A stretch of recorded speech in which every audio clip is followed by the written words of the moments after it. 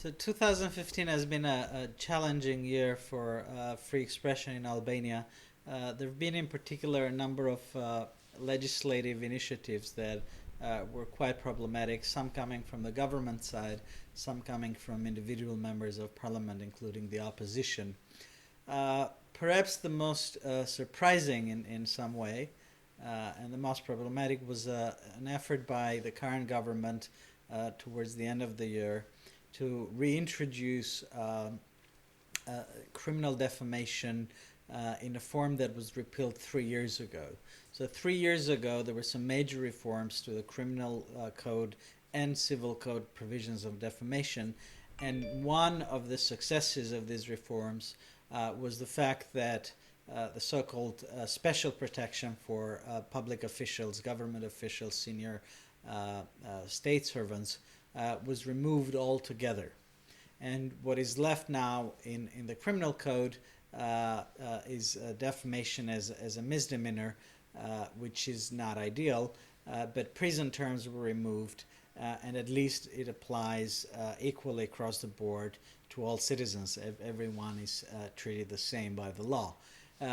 This latest effort by the government was going in the exactly in the opposite direction, trying to re-establish these special protections for government officials, with defamation against senior officials to be prosecuted by public prosecutors, which is extremely problematic, especially in the Albanian context. It came sort of out of nowhere with very little public debate, and it provoked a massive outcry. And the good news is that the government, at least for the moment, withdrew the initiative within a couple of days, basically because of the huge critical attitude that came out in response. But they have not said that it is a definitive withdrawal, and there is some danger that it may come back. Similarly,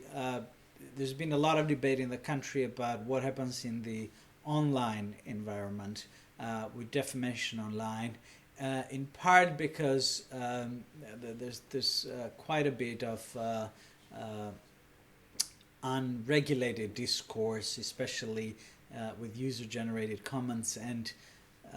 in fairness, the portals and the Albanian websites have not done a great deal to moderate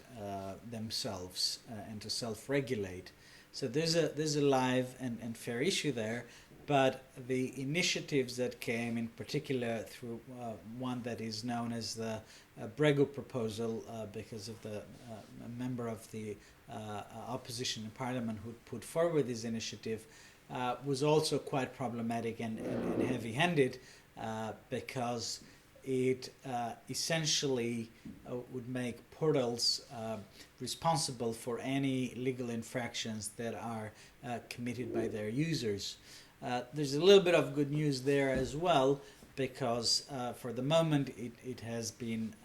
put on hold in Parliament. And it was also an initiative that generated quite a bit of a critical debate, but most recently has been picked up again by the government, which has put together a number of proposals to amend the electronic commerce law, which is based on the e-commerce directive of the European Union. So some of these proposals may be coming back in short time in the same form, essentially forcing websites and news portals and basically all service providers to take down content at the request of someone, but without safeguards for the person who provided the content, without safeguarding editorial autonomy, and without